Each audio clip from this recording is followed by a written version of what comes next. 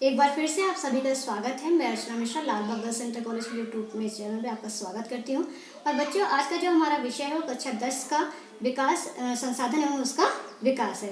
हमने पहले लेक्चर में पढ़ा था कि संसाधन एवं उसका विकास के बारे में, कि संसाधन क्या होते हैं और उसको कितने भागों में बांटा गया है। हम 2 भागों के बारे में पिछले लेक्चर में चर्चा कर चुके हैं। आज हम अगले 2 भागों के बारे में पढ़ेंगे। तो 2 भाग कौन से हैं? स्वामित्व के आधार पर और विकास स्तर के आधार पर। स्वामित्व के आधार पर यदि हम देखते हैं तो स्वामित्व के आधार पर संसाधन को 4 भागों में बांटा गया है। स्वामित्व व्यक्तिगत संसाधन, सामुदायिक संसाधन, राष्ट्रीय संसाधन और अंतर्राष्ट्रीय संसाधन। यदि हम विकास के स्तर के आधार पर देखते हैं तो इसको भी 4 भागों में बांटा गया है: संभावी, विकसित, भंडार और संचित। तो पहला हम देखते हैं व्यक्तिगत संसाधन कहलाते हैं। ये निजी व्यक्ति के स्वामित्व में होते हैं, ठीक है।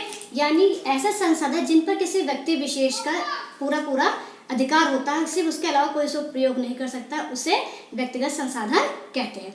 जैसे यदि किसान है, वो खेत पे काम करता है, परंतु यदि वो उसका है, परंतु यदि वो सरकार द्वारा दी गई भूमि पर कार्य करता है तो उसके बदले में उसको लगान देना पड़ता है, तो ये सरकार का व्यक्तिगत संसाधन हो गया। शहरों का अगर उदाहरण लेते हैं, शहरों पर लोग घर बनवाते हैं, उस पर किराएदारों को रखते हैं और उससे उनको आय होती है। ये भी व्यक्तिगत संसाधन का एक उदाहरण है। नेक्स्ट है सामुदायिक स्वामित्व या सामुदायिक संसाधन। ये संसाधन सभी लोगों को उपलब्ध होते हैं। ऐसे संसाधन जिसमें किसी व्यक्ति, जात या धर्म के आधार पर किसी व्यक्ति का अधिकार नहीं होता है, सभी उसको प्रयोग कर सकते हैं, उसको सामुदायिक संसाधन कहते हैं। जैसे शमशान गृह हो गया, जहाँ पे व्यक्तियों को दफनाया जाता है, आपका तालाब हो गया आदि।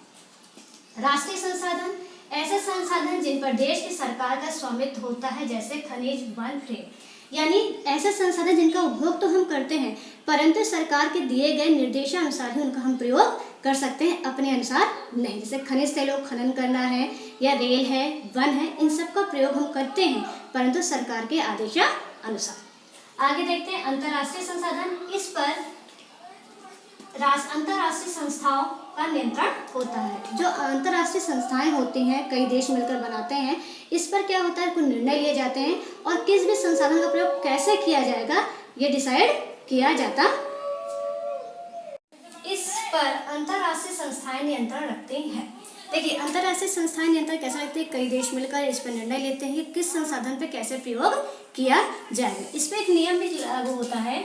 200 समुद्री मील की दूरी से परे महासागरीय संसाधन पर किसी देश का अधिकार नहीं होता है।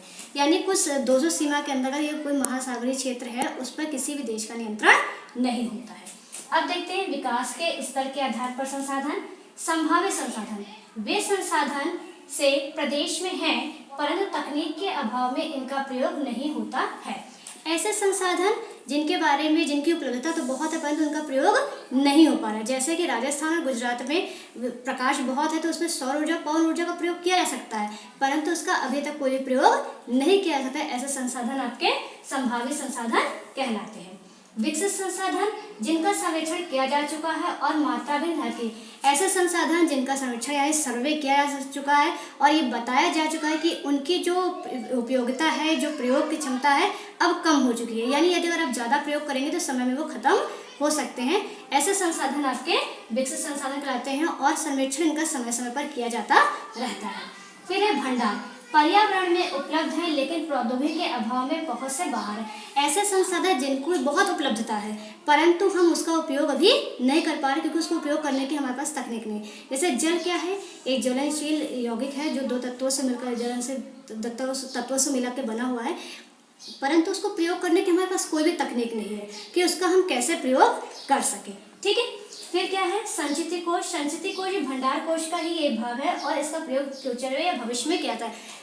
जो आपका संचिति कोष का अर्थ होता है भंडार। जैसे यानी अभी जो मैंने आपको बताया कि भंडार कोष में चीज़ उपलब्ध है परंतु तकनीक के अभाव में अभी उसको हम हाथ नहीं लगा रहे हैं, लेकिन भविष्य में हो सकता है कि इन चीज़ों का प्रयोग हम करें। इसको संचिति कोष कहते हैं। आज के लिए इतना ही। आगे के पार्ट में हम संसाधन के विषय में और उसके उपयोग और नियंत्रण के बारे में पढ़ेंगे। तब तक के लिए धन्यवाद।